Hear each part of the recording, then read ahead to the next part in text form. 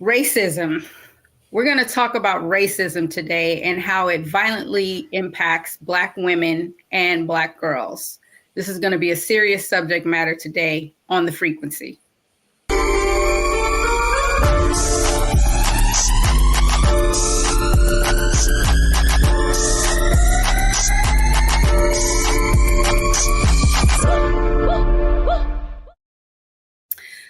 What's up, you guys, and welcome to The Frequency. I'm your host, Dee Barnes. Today, we're getting into a serious subject about racism and how it violently impacts Black women and Black girls. I had a sister reach out to me, and she told me her story. And when I heard it, just a little bit of it, I really wanted her to come on and share it. She is a mom, she's an entrepreneur, and a family activist, and so much more. And she endured something that she wants to share with the audience. So I'm going to bring on my guest, Danica Moore. Please join me. How are you, sister? I'm good. How are you? I'm good. And thank you so much for, reaching out. And I couldn't wait to have you on to speak about this, because this is a serious matter. First, I want the audience to know who you are. Tell me about, the work that you do first. Let's start there. Sure. Thank you again for having me. I appreciate you finding worth in my story, because I think it's the story of most Black women, most Black girls and children, unfortunately. So that kind of actually speaks to who I am. I am a licensed social worker for 20 years. My area of expertise is trauma.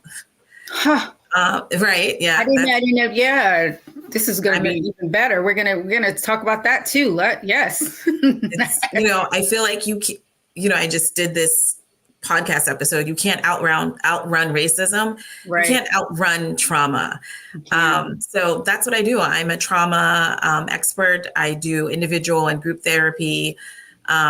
And I also provide trainings. I'm also a mother. That's the core of who I am, the heart of who I am. And I'm a supporter. I'm an activist for folks who are looking to get free. Right. Exactly. Okay. So, wow. It's interesting that you mentioned the trauma part. There's so much I want to talk to you about in regards to that on different aspects of life, but we're going to focus on this right now. Your story. God, please share that with me, because right now I'm the only one that knows right now what we're, about to discuss. So please walk us through what happened to you. Deep breath. So I'm going to try and make it as succinct as possible, because it's just, you can't control. It's kind of like when you push a boulder down the hill, you can't control the devastation that it creates, right? You don't know the route that the boulder is going to take. And that's kind of my experience with racism working at a nonprofit. I worked there for almost a decade. I was invited to work there. I was invited to come and create a women's program from scratch, which I did. I partnered with a nurse practitioner, and objectively and subjectively, I did excellent work. They never had anything like the women's program that I created. And the evidence that I say, that I use to kind of correlate with my believing that it was excellent work was that I was given funding for my program. I was asked to expand it to working with women, or to working with men. I was giving promotions. I was given salary increases on and off calendar. So there was just a lot of evidence to support that I was doing good work. Right. However, there's this thing called the nonprofit complex, right? Industrial complex. And if you work at, I'm sorry? What does that mean? So it's essentially, nonprofits usually have the face of doing good, right? They are the liberators of oppression, but inside it's full of violence, right? It's often racist, misogynistic, homophobic, transphobic. But, we still give funds to these, different organizations. Right. And so that's essentially what happened to me. I worked at a nonprofit that did good work, but inside it was just a trauma magnet. A toxic work environment? Very toxic. A lot of nonprofits are poverty pimps. You know what I mean? Like they put up the marketing to get you to come. They get all of this funding to treat and serve Black people. But the way they actually treat and serve Black people is violent. Let me back up for a minute. What did your women's program consist of? So we provided kind of holistic care. We provided therapy, we provided coaching, we provided case management, we provided medical care. Oh, okay. So we were trying to have a wraparound effect for every woman that entered FIGHT, right? We wanted to serve them in the traditional fashion, but also based on whatever they needed. We were that flexible that we could just kind of find a way to meet their need most times. Okay. Did they say something in response to the firing? Did they? So in response to the allegations? The complaint has been open for 5 years. Wow. 5 years. Before we connected. Yes. Right? Oh yeah. I started my podcast on the 5th year anniversary of my firing. What's the name of your podcast? Yes. What's the name of your podcast? I'm Not Going to Be Quiet. I love it. I'm Not Going to Be Quiet. I absolutely love it. So this inspired you after what was happening. This inspired you to do the podcast. Absolutely. I was traumatized, even though that's what I did. That's my area. That's my niche. That's the work I do. I organized around this. I knew it was coming, right? I knew it was coming. And so I prepared for it. I saved money, right? In case I was fired. I was in therapy with my therapist already. I had support from my family and friends. Right. But even when it happened, I was still traumatized. I felt the symptoms of PTSD, right? I had anxiety, depression. I was so hypervigilant. Like I had distorted thinking, paranoia, because there were people at that agency that stabbed me in the back. Right. And so what that does when someone betrays you in your face, right? They're like, oh, you're doing great work. No, we're protecting you. We're standing in solidarity with you. But also they're co-signing me being harassed and terrorized, humiliated, dehumanized, and targeted. Right. I did my best to recover, but I knew I was still hiding out. I was not on social media at all. Right. I was still afraid of the boogeyman. Right, right. But eventually I realized in order to heal at the next level, I had to stop being afraid of being quiet. Like I had to stop being quiet and say my truth. Exactly. I had to let her see my face and let the chips fall where they may. So I created that podcast. And that's why you created a podcast. And what do you discuss on there? Just everything that was happening to you or in general, things that happened to Black women? So I largely focus on Black women and children, but I let people come on and they talk about something that they've been forced to be quiet about, right? Like covertly or overtly, you know what I mean? Like, perfect. I grew up in the church. We're not allowed to talk about being queer or lesbian or gay. So those are some things that, people come on and talk about whatever they've been asked to be quiet about, what they're no longer going to be quiet about, what being quiet caused them or cost them. Right, the harm, and then how they got free. Right. So the topics vary, but the questions are the same, right? Yeah. Everybody's been silenced and about something different. Are you seeking legal action against them? I am. So my case was an open case with PCHR, which is the equivalent of the EEOC. And it stayed there for 5 years. The investigator, she told me I was the last person to be interviewed. That was like 3 years ago. Wow. So how do you move forward? I mean, and how do we as Black women move forward when we're in situations like that? So, I think the fight is the fight, right? Mm-hmm. You know, they deny racism. They affirm that I was Black. They affirm that I worked there. They affirm that, you know, I didn't have any HR complaints, but they deny that their actions were racist. And so now we wait for the courts to decide. I wait for my day in court. And that's the thing about racism. They try to run the clock out. Right. To exhaust you, Mm-hmm. to tire you, to distract you. But I'm good. I'm focused. Let's go. We're going to do this. So I wait. And then I'm in therapy, and I have people around me that mean me well. Right. And I move my body, and that's my, you know, I do the work to decolonize my mind and to feel my spirit. And that's how I stay afloat. Mm-hmm. And as a therapist, what advice would you give other Black women in that situation? I mean, pretty much the same, or no? Go ahead. I'm sorry. Not at all. I had privilege, right? I acknowledge that. What do you mean? What do you mean by your privilege? So I had privilege. I have 2 degrees. I have a license. I have network. I had a savings. I knew this was coming, and I planned for it. Right. And I was, because, you know, what I wanted to do was reshape that organization. Right. But what I realized 5 years later is that you can't. You've got to remove the head, right? Mm-hmm. Or else everything underneath it will be as dark and violent and homophobic and transphobic and racist. So I wouldn't recommend you take my route unless you're prepared for it. Right. Because a lot of women are in positions like that where they can't. You can't, because we all live check to check. Right. So you can't. I was on unemployment. I was getting assistance. I was struggling. Right.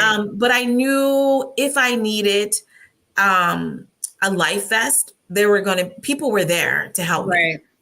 So, but I would only suggest it if you're invested in the place where I am now. If this happened to me today, no, ma'am, no, thank you. I'm not invested in dismantling racism at anybody's organization. No, thank you. If this happens to you, I say leave when you can. Right. Put create a utopia around you if you can. Make a plan, make an exit plan, and employ it as soon as possible. You know, when you work at these toxic and violent places and you think that, you know, it's not happening to you, so you'll be all right. Trust me, you will not leave that place unscathed. Exactly. Do you suggest that women go through the procedures of the steps? Because sometimes that can escalate things too. When you go ahead and report, when you discuss, because I've had that happen too. This is why this conversation is so on point, because I'm sure there's other women out there that are experiencing the same things that you're saying they can completely relate to. But when you report it or when you document, you definitely should document. That's one advice I would give everybody: document everything. But when you actually make the report, then you have to be prepared for the repercussions, because even though it's supposed to be confidential, somehow, some way, it's not, Yeah, I agree. I do think, because there is a path forward, right? Where you can at least get some type of monetary damages. So absolutely document everything. Email. Every call that I had, I followed up with email. Because they tried to not put anything in black and white. They would stop by my office and I would say, "Thank you for stopping by my office. Here's what we discussed." So document everything. You have to create a support plan. You can't, if you know what's coming, create a support plan. Get in therapy if you can. Go ahead. What are the things in the support plan? If you can, get in therapy. If you're working and you have insurance, most programs have an EAP program, which is Employee Assistance Program. Access that, right? That's where you get free sessions. Sometimes the free sessions will roll over into another set of free sessions, depending if you change the topic. If you can afford therapy, if you can find low discount therapy, do that.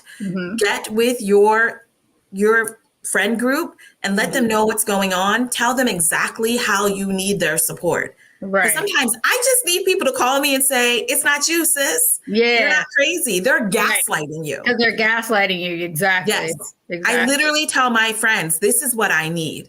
Because, you know, it's a lot of noise. It's a lot of noise. And they really try to act like they're not harming you when they are. So I would say document, make a plan, and get support and stay in a place of support. Get a spiritual advisor, a life coach, whatever you can. But remind yourself it's not you. And if you can't afford any of that, you know, you can't see my space, but I have all kinds of just visual cues around me, reminding me the truth of who I am. Right. So just put up quotes that mean something to you, people that mean something to you. Remind yourself of your worth while they're tearing down your worth. I feel you. I hear you loud and clear. I hear you loud and clear. Well, I want to get into next. We're going to take a quick break, but I want to talk about how the after effects of everything that happened, including with you having to move and your daughter, because this now will focus on, you know, young Black girls. So we'll be back on The Frequency.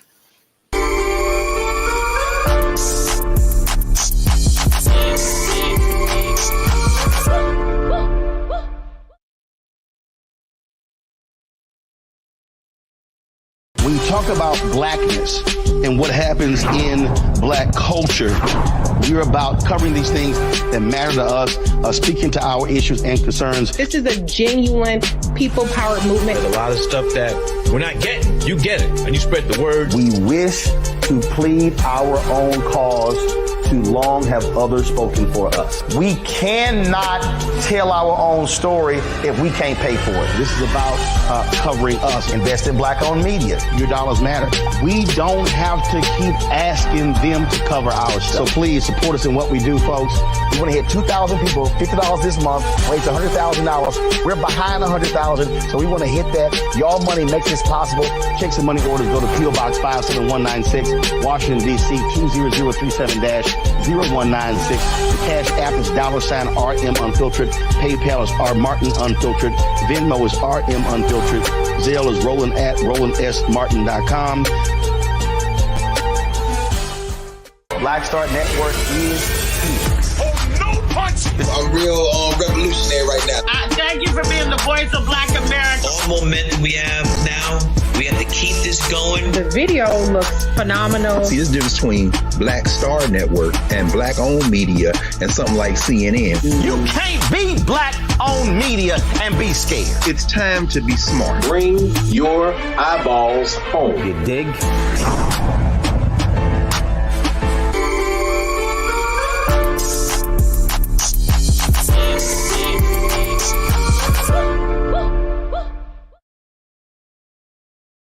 Back right here on The Frequency. I'm your host, Dee Barnes, and my guest, Danica Moore. We're talking about racism and how it affects Black women and Black girls. I'm just trying to figure out how do we move forward from that? I mean, how do you move forward from that? And were you able to pick up and go work somewhere else? You know? So, I mean, well, the one great thing that came out of that was that I started my own business, right? Right. What was the business? I knew. So I was a program manager. I created this program, this women's program from scratch. There was no other women's program like that in the AIDS service arena. So I knew I wasn't going to be able to find that same job elsewhere. I was not going to be able to find that same salary elsewhere. So I think also people were afraid to work with me. I can relate to that completely. Right? You get it. So you hide out. Right. I mean, this is what trauma looks like. Like I was literally hiding out. People did not want to be seen with me. People did not want my name on their trainings. Yeah. So there was like fear, but I was like, I'll just do my own. And I created my business, right? And I do my own trainings and I have my own clients and nobody can affect that. Like that's what I can control. Mm-hmm. And so that was like the best part. But then there's just, when you start your own business, like I went from making like right at like six figures to like less than half. Less than half, exactly. So And you had the whole readjustment, your whole life. Like, because things that happen, I mean, of course, your work is your livelihood, but when things go wrong like that, it affects everything in your life, 100%. And there was just like this trickle down, like all the way to your daughter. All the way to my daughter, right? So at the time that I was fired, we had been interviewing for different private schools, schools specifically, because the principals aligned with, our family, like ethics. Right. And so she went and she saw the school, and we, did the admission stuff, and she was offered admissions. But I had to reject it because I couldn't afford it. You couldn't afford Private it. school was expensive. Exactly. And so I had to reject that. And then we had to stay where we were for another year. And then at the next year, how was her reaction to that? So disappointment, anger. Yeah. I mean, she liked the place. We, friends were there. She wanted to go there.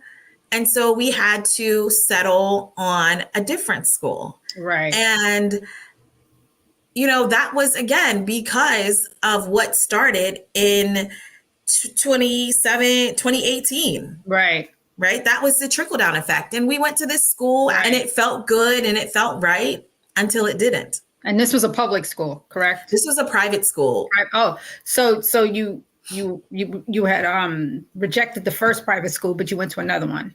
Yeah, a year later, I was able to get some funding and get support, and I couldn't go to my first choice because they were like waitlisted her at that point because I had rejected them that first year. The thing about racism, you can't outrun it. You can't control it. You can't predict when it's going to happen to you or your seed, but that's how generational trauma happens specific to racism. Right. Knowing that it's a PWI, private white institution, I needed to create space where my daughter saw herself in the school, where we had community. So I started creating an affinity group called BAFA. Within the school? Within the school. Okay. Yeah. What was the group called? It's called BAFA, which is Black African American Family Alliance. Nice. I come to this white space and I try to make it very Black. And the other thing similar is that I was invited there. Right. I actually had, I started the application process the year before, but then didn't finish it because I knew I couldn't afford it. But they called me and they were like, hey, we'd really like your daughter to come. I remember you from the last year. And I was like, can you give me funding? Can you give me some monies? And they were like, yes. So we went, felt good, didn't see enough Black teachers, started the affinity group. The head of school, he was like, yes, this is great. But then immediately it switched. And it switched. Similar to your experience, Dee, some of the Black parents were not happy that I was creating this affinity space for Black parents of Black students. And it was like crabs in a barrel, right? Like this one dad would come to our meetings and be disruptive. Some of the upper school kids would come and they would talk about their incidents of racism, like a white teacher making them read the N-word in their lit class, or a white teacher using the N-word and another white teacher denying that it happened when 8 kids heard it.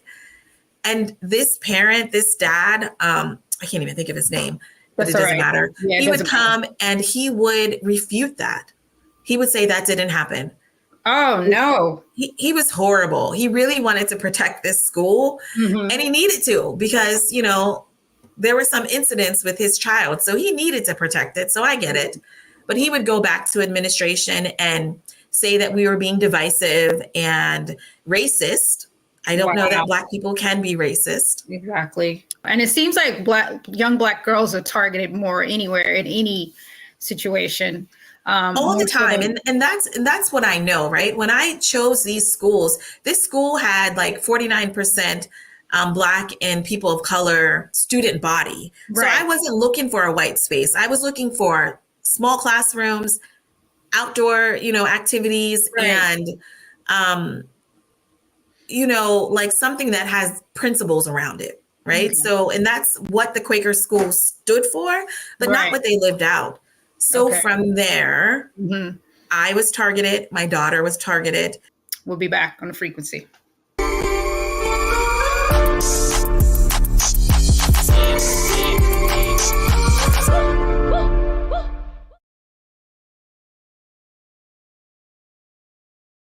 Hi, I'm Dr. Jackie Hood Martin, and I have a question for you. Ever feel as if your life is teetering and the weight and pressure of the world is consistently on your shoulders? Well, let me tell you, living a balanced life isn't easy. Join me each Tuesday on Black Star Network for a Balanced Life with Dr. Jackie. We'll laugh together, cry together, pull ourselves together, and cheer each other on. So join me for new shows each Tuesday on Black Star Network, A Balanced Life with Dr. Jackie.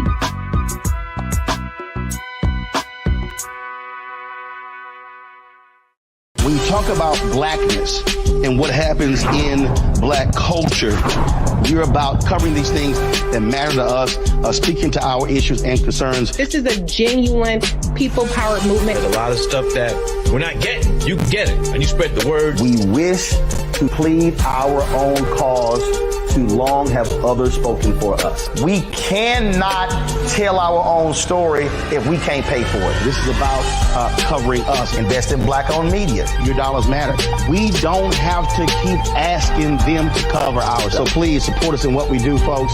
We want to hit 2,000 people, $50 this month, raise $100,000. We're behind 100,000, so we want to hit that. Y'all money makes this possible.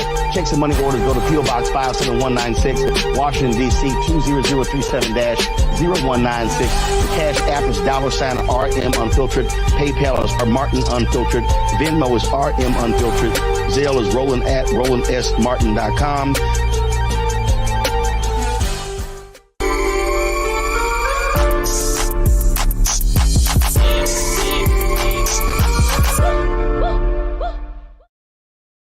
Back right here on the frequency with my guest, Danica Moore. I'm still reeling off of the fact what happened to your daughter, because I can share so many other stories with you about other mothers that I've heard experience things like that. But in particular, yours was so egregious because it was really to target you. Yeah. And they weaponized your daughter. And I'm so sorry you went through that. And I'm hoping your daughter, is she doing better? Is she okay? Yeah, I think we're both recovering. Good.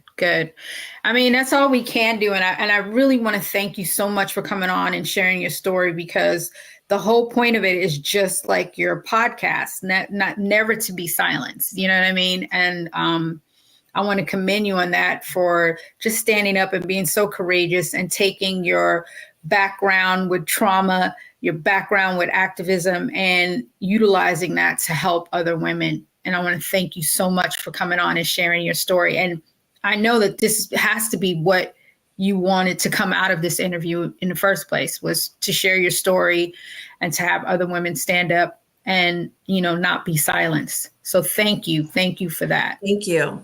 I appreciate you so much. All right, y'all. It's another incredible episode of the Frequency. I want to thank my guest for her bravery. It was incredible. And I hope you've learned some tools to help yourself dealing with racism for Black women and Black girls. And I'll see you next time on the Frequency.